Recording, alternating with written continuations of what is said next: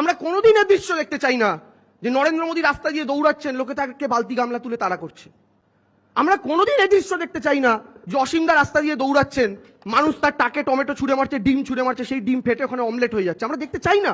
আমরা কোনোদিন এই দৃশ্য দেখতে চাই না শুভেন্দু অধিকারী রাস্তা দিয়ে দৌড়াচ্ছেন, তাকে জনগণ তাড়া করছে এবং তিনি চিৎকার করে বলছেন don't touch my body, I am males, কিন্তু পাবলিক তার কথা শুনছে না। আমরা এই দৃশ্য দেখতে চাই না। নেপাল টেপাল সব জায়গায় যদি আপনি দেখেন, বাংলা সবচেয়ে দুর্নীতিগ্রস্ত রাজ্য। তা অর্জুন দা আপনি বুঝলেন কবে এই কথাটা? 2022-এর মে মাসে যখন ক্যামাক স্ট্রিটে গিয়ে তৃণমূল জয়েন করলেন, তারপর আপনি ছাড়লেন কবে পার্টিটা? আপনি আমার সাথে একই স্টেজে বসেছিলেন, জনগর্জন সভা 10ই মার্চ 2024। আপনি ভেবেছিলেন ব্যারাকপুরে আপনার নামটা এই বোধহয় বললো, যেই বলেনি স্টেজ থেকে নেমে বিজেপি। 1900 তাই করেছিলেন। তো ওই 10ই মার্চ 2024 পর্যন্ত আপনি জানতেন না অভিযোগ আছে? এসএসসি শব্দটা শোনেননি? নারদা জানতেন না? সারদা জানতেন না? দেখুন, আজকের বিষয়টা প্রধানত নেপালকে কেন্দ্র করে যে ঘটনা আমরা দেখছি এবং গত কয়েক বছর যাবত একদিকে শ্রীলঙ্কা, একদিকে নেপাল, একদিকে বাংলাদেশ, যে ঘটনাগুলো দেখছি, যেখানে মানুষ রাস্তায় নামছেন, রাস্তায় নেমে আন্দোলনের পথ বেছে নিচ্ছেন, কিন্তু সেই আন্দোলনটা কোথাও গিয়ে এমন উগ্রতার পর্যায়ে চলে যাচ্ছে যেটা কখনো হয়তো সভ্য সমাজের লক্ষণ থাকছে না, কিন্তু তার ফলাফল হচ্ছে সরকারের পতন। আজকে অর্জুনবাবু একটা কথা বলেছিলেন, যেটা নিয়ে আজকের মেনলি ডিবেটটা আর কি, যে বাংলাতেও নেপাল মডেল ফলো করতে হবে। খুব ভালো কথা। এই কথাটা উনি আজকে ওনার দল থেকে প্রথম বলেননি। যখন আরজিকর আন্দোলন চলছে, তখন আরেকজন নেতা আছেন বিজেপির, যিনি সদ্য চুলটুল কামিয়ে প্রতিজ্ঞা করেছেন, নাম নিচ্ছি না। হঠাৎ একদিন আমি এবিপি আনন্দেরই বুমে দেখছি তাদের ছাত্র সমাজ না কাদের ডাকে আন্দোলন করতে করতে বলছেন মমতা বন্দ্যোপাধ্যায়কে নবান্নের 14 তলা থেকে হেলিকপ্টার নিয়ে শেখ হাসিনার মতো পালিয়ে যেতে হবে। তাদেরই স্বপ্ন বহু পুরনো। আচ্ছা ধরুন 21-এর ভোট 200 টার্গেট দিয়ে কেউ 77-এ আটকে গেছে, 24-এর ভোট 35-এর গল্প বলে কেউ 12-এ আটকে গেছে, যেই পরীক্ষায় বসছেন ম্যাক্সিমাম মার্কস পাচ্ছেন 34%, টার্গেট যা দিচ্ছেন তা 34% অ্যাচিভ করতে পারছেন। তারা ফ্রাস্ট্রেটেড হতে হতে তো এই পথই বেছে নেবেন, এই পথের কথাই বলবেন, এই পথেরই ওকালতি করবেন, কারণ তারা তো গণতান্ত্রিক পদ্ধতিতে সরাতে পারছেন না। আর অর্জুন দ্বারা তো এই পদ্ধতিতে ইন্টারেস্ট কেন আমি জানি না, আরো কিছু বোমগুলি বেশি বিক্রি হবে আমার আইডিয়া নেই, কেন অর্জুন দ্বারা তো ইন্টারেস্ট কেন এই পদ্ধতিতে? আমাকে একটা কথা বলুন আপনারা, এই যে কথাগুলো এনারা বলছেন, নিজেরা তো দেশে একটা সরকার চালাচ্ছেন, যে তাদেরই দেশের কোনো একটা অঙ্গরাজ্য এই পলিসি ফলো করুক। কারণ এই পলিসি কোনো একটা স্টেট যদি ফলো করে বা ফলো করানোর চেষ্টা হয়, সেটা কিন্তু একটা রাজ্যে থেমে থাকবে না। আজকে অর্জুনবাবু অনেকগুলো কথা বলেছেন, বাংলায় চাকরি নেই, দুর্নীতি, স্বজন পোষণ, সন্ত্রাস, আইন শৃঙ্খলা ইত্যাদি অনেক কথা বলেছেন। অর্জুনবাবু আইন শৃঙ্খলার কথা বলছেন, দারুণ ব্যাপার আর কি। যাই হোক, বিষয়টা হচ্ছে বাংলায় চাকরি নেই বলছেন, অথচ কদিন আগে আমরা দেখলাম এসএসসি পরীক্ষা দিতে উত্তরপ্রদেশ থেকে লোকজন এসছে, এবিপি আনন্দেই দেখাচ্ছিল, এবং তারা মাইক নিয়ে বলছেন हमारे यूपी में तो एग्जाम नहीं होता इसलिए बंगाल में आए हैं देने के लिए। দেন অর্জুন দা ওনাকে বোম মেরে দিন দুটো, বলে দিচ্ছে তো কেন এসছে বাংলায়, কেন উত্তরপ্রদেশে চাকরি নেই? তো উত্তরপ্রদেশে হবে একটা আন্দোলন, যোগীর বুলডোজার নিয়ে যোগীকেই তাড়া করুক লোক। উনি আরো কথা বলেছেন সমস্ত ব্যাপার নিয়ে দুর্নীতি, বাংলায় নেপাল টেপাল সব জায়গায় যদি আপনি দেখেন, বাংলা সবচেয়ে দুর্নীতিগ্রস্ত রাজ্য। তা অর্জুন দা আপনি বুঝলেন কবে এই কথাটা? 2022-এর মে মাসে যখন ক্যামাক স্ট্রিটে গিয়ে তৃণমূল জয়েন করলেন, তারপর আপনি ছাড়লেন কবে পার্টিটা? আপনি আমার সাথে একই স্টেজে বসেছিলেন, জনগর্জন সভা 10ই মার্চ 2024। আপনি ভেবেছিলেন ব্যারাকপুরে আপনার নামটা এই বোধহয় বললো, যেই বলেনি স্টেজ থেকে নেমে বিজেপি। 1900 তাই করেছিলেন। তো ওই 10ই মার্চ 2024 পর্যন্ত আপনি জানতেন না অভিযোগ আছে? এসএসসি শব্দটা শোনেননি? নারদা জানতেন না? সারদা জানতেন না? সব জানতেন, কিন্তু যে দল টিকিট দেবে আমি তার, আমার কোনো আদর্শ নেই, কোনো ভ্যালু নেই। তাই জন্য আমি এখানে দাঁড়িয়ে দাঁড়িয়ে উনি যখন বলছেন দুর্নীতি দুর্নীতি, আমার অবাক লাগছে শুনে। ইনি সেই দল করেন যে দলের নেতা এই মুহূর্তে তাকেও নেতৃত্ব পালন করতে হয় শুভেন্দু অধিকারীর। ভাবা যায়? নারদায় হাত পাকিয়ে যিনি বিখ্যাত হয়েছেন না কুখ্যাত হয়েছেন, যাই বলুন না কেন, তিনি যার নেতা, তিনি দুর্নীতি নিয়ে কথা বলছেন। আরো কথা বলেছেন যে কিভাবে বাঁধ তৈরি হলো, বাঁধ তৈরি হলে নাকি সিএম প্রকাশ্যে বসে বলেন কি তোমরা বাঁধ তৈরি করছো, ভেঙে যাচ্ছে। আরে এটাই তো এই রাজ্যের মুখ্যমন্ত্রী মমতা বন্দ্যোপাধ্যায়, যিনি তার মন্ত্রী আধিকারিকদেরও ছাড়েন না, ক্যামেরার সামনে বলেন কি বাঁধ তৈরি করছো, ভেঙে পড়ছে। আর আরেকটা রাজ্য 3 মাস পরে নির্বাচন, বিহার, যে বিহারে প্রতি মাসে শুক্লপক্ষে একটা ব্রিজ ভাঙে, কৃষ্ণপক্ষে একটা ব্রিজ ভাঙে, প্রতি মাসে 2টো করে ব্রিজ ভাঙে। সেখানকার মুখ্যমন্ত্রীর বলার সাহস হয় না ক্যামেরার সামনে তোমরা কি ব্রিজ বানিয়েছো দেখো। এটা ডেমোক্রেসি। গুজরাটেও তাই, গুজরাটে তো দুটো বড় বড় ব্রিজ ভেঙেছে কয়েকদিনের মধ্যে, মোরবিতে আর কদিন আগে আরেকটা জায়গায়। এটা ডেমোক্রেসি। মমতা বন্দ্যোপাধ্যায় তার প্রশাসনিক মিটিংটাও ক্যামেরার সামনে করেন, টেলিভিশনে লাইভ দেখান, তাতে তার বিধায়কদের যদি বকতে হয় বকেন, সাংসদদের বকতে হয় বকেন, আধিকারিকদের বকতে হয় বকেন। তাই তো আপনি জানতে পেরেছেন এই কথাটা, নাহলে মমতা বন্দ্যোপাধ্যায় প্রকাশ্যে না বলে জানতে পারতেন। এটাই ডেমোক্রেসি। তারপর গণতন্ত্রের কথা হলো, এবং লাস্টে উনি একটা কথা বলে শেষ করলেন, আমার খুব ভালো লেগেছে। ঠিকই তো, আপনি আপনার মতো রাজনীতি করবেন, আমি আমার মতো রাজনীতি করবো। উনি নাকি, আপনি কার সাথে দেখা করতে গেছিলেন, আপনাকে ঘিরে ধরে কেউ কিছু বলেছে, খুব অন্যায় হয়েছে, খুবই অন্যায় হয়েছে। কিন্তু অর্জুন দা, আপনি আপনার মতো রাজনীতি করুন, আমি আমার মতো রাজনীতি করি, কথাটা শুনতে খুব ভালো লাগলো। কিন্তু আপনি এখন যে দলে আছেন, সে দলের বর্তমান যিনি সভাপতি, তিনি যখন আন্দোলন করতে গেছিলেন, আপনি তখন তৃণমূলে ছিলেন, কি ভাষায় তাকে অ্যাটাক করেছিলেন মনে আছে? উনিও কিন্তু রাজনীতি করতে গেছিলেন, তখন আপনি তৃণমূলে ছিলেন, যদিও দায়টা আমাদের, পাপটাও আমাদের। এবার বিষয়টা হচ্ছে, দেখুন অনেক বিষয় রয়েছে, কিন্তু অর্জুন সিং এর একটা বক্তব্য আমার মনে হয়, আমি তো এক্ষুনি বেরিয়েই এখান থেকে ক্লিপ কেটে আগে নরেন্দ্র মোদীকে ট্যাগ করবো। উনি বলছেন শেখ হাসিনা ডিক্টেটার। এটা আপনার দল বলছেন, আপনার কেন্দ্রের সরকারও বলছে, এটা একটু ক্লিয়ার করবেন। আর যদি তিনি ডিক্টেটার হয়ে থাকে, তাকে ভারত এনে জায়গা দিয়েছেন কেন? যদি তিনি ডিক্টেটার হয়ে থাকে, তাহলে সেটা কেন্দ্রীয় সরকারকে বলতে বলুন। আপনি দলের তরফ থেকে কেন বলছেন? বিজেপির আজকাল দল আর সরকারের তফাৎ বুঝি না।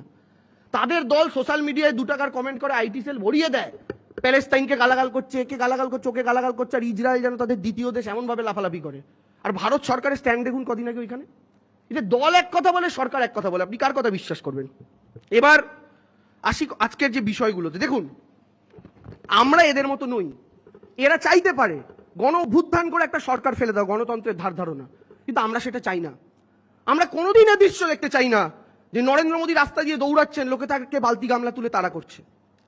আমরা কোনোদিন এ দৃশ্য দেখতে চাই না যে অসীমদা রাস্তা দিয়ে দৌড়াচ্ছেন, মানুষ তার টাকে টমেটো ছুঁড়ে মারছে, ডিম ছুঁড়ে মারছে, সেই ডিম ফেটে ওখানে অমলেট হয়ে যাচ্ছে। আমরা দেখতে চাই না।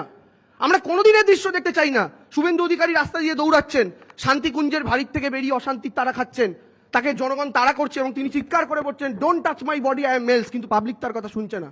আমরা এই দৃশ্য দেখতে চাই না, সত্যিই চাই না, কারণ আমরা গণতন্ত্রের পক্ষে। আমরা ভারতবর্ষের প্রত্যেকটা সাধারণ মানুষ 400-র কথা বলা বিজেপিকে 240-এ নামিয়েছে। আগামী দিনে 240 থেকে আরো নিচে নামাতে পারে, এবং প্রচুর সরকার বিজেপির, সেই সরকারও তারা সরিয়েছে, আগামী দিনেও সরাবে। কিন্তু এভাবে নেপাল বাংলাদেশের কপি আমার ভারতবর্ষের মাটিতে হোক, এটা আমরা কেউ চাই না। আমরা বিরোধী দল হলেও চাই না। আমরা চাই গণতান্ত্রিক পদ্ধতিতে এটা হোক।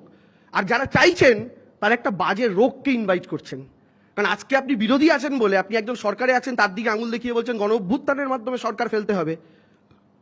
এটা ভেবে বলছেন না যে আপনারও সরকার আছে বা আপনারও কোনোদিন কোনো জায়গায় সরকার হতে পারে। বর্তমান ভারতবর্ষের মাটিতে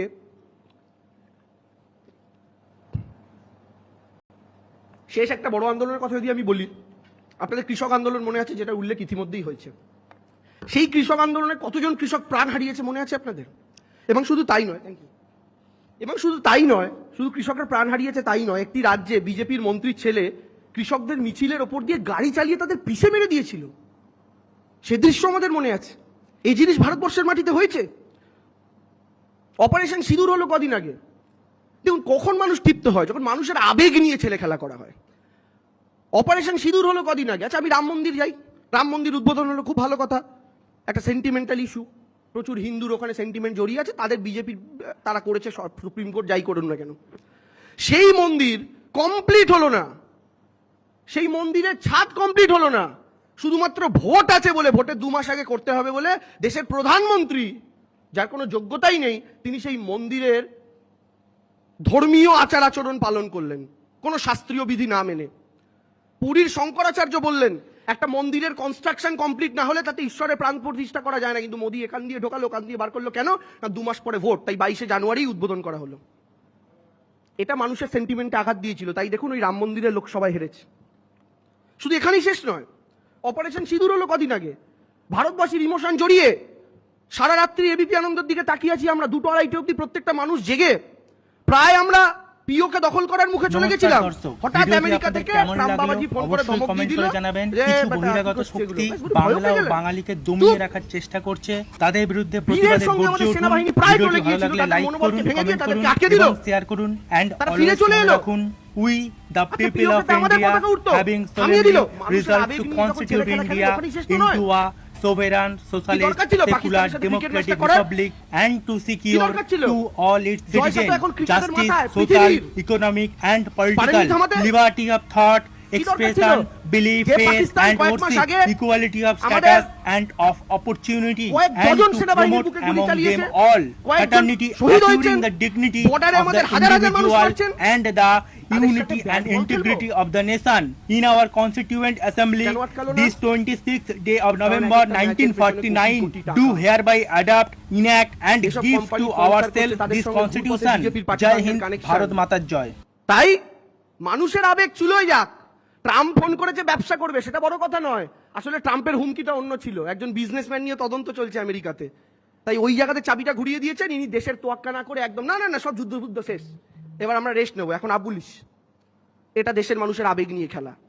তো মানুষের আবেগ নিয়ে যখন খেলা হয় তখন মানুষ রাস্তায় নামে, দেশেও নামবে, ভারতবর্ষেও নামবে, নেবেছে আবারও নামবে। কিন্তু সেই নামা আমরা এই নামা চাই না যে দেশের জনগণ নাবুক, নেবে গিয়ে প্রধানমন্ত্রীর চেয়ার ধরে টেনে ফেলুক, না এই জিনিস আমরা চাই না। মানুষ রাস্তায় নামবে, আন্দোলন হবে, সেই আন্দোলনের মধ্য দিয়ে গণতান্ত্রিক প্রক্রিয়া অংশগ্রহণ করে মানুষ 400 থেকে 240-এ নামাতে পারলে 240 থেকে 24-এও নামাতে পারবে।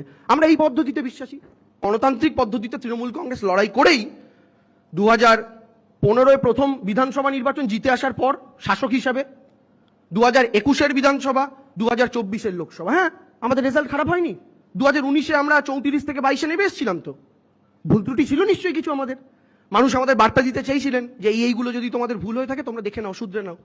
আমরা শোধরানোর চেষ্টা করেছি, আবার মানুষের কাছে গেছি এবং মানুষ আমাদের সেই জায়গা থেকে আবার কিন্তু যে 161 আসনের লিড ছিল সেখান থেকে বাড়ি আবার 215-তে পৌঁছে দিয়েছেন। অন্যায় করলে শুধরে নিতে জানতে হয়, আমরা পেরেছি, এটাই তো গণতন্ত্র। আর কোনোদিন যদি অন্যায় করি, মানুষ যদি মনে করেন এদের থাকার যোগ্যতা হারিয়েছে, মানুষ আমাদেরও ছুড়ে ফেলে দেবেন। যেমন সিপিএমকে দিয়েছেন, একদিন বিজেপিকেও দিতে পারে, আমাদেরকেও দিতে পারে, কেউ চিরদিন ক্ষমতায় থাকবে না। কিন্তু তার মানে পদ্ধতি কখনো এরকম উগ্র হতে পারে না। এবং যে রাজনৈতিক নেতারা এই পদ্ধতিকে অবলম্বন করতে চান, সেটাও আমার মনে হয় কোনো রকমের সঠিক পদ্ধতি হতে পারে না।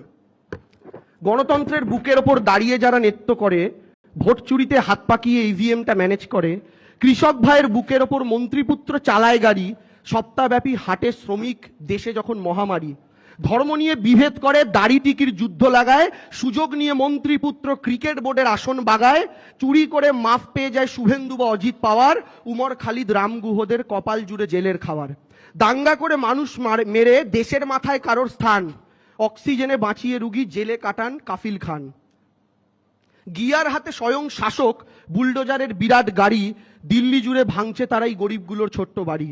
এত কিছুর পরেও আজও গণতন্ত্রে ভরসা থাকুক, 5 বছরে এই জনগণ তর্জনীতেই কালি মাখুক।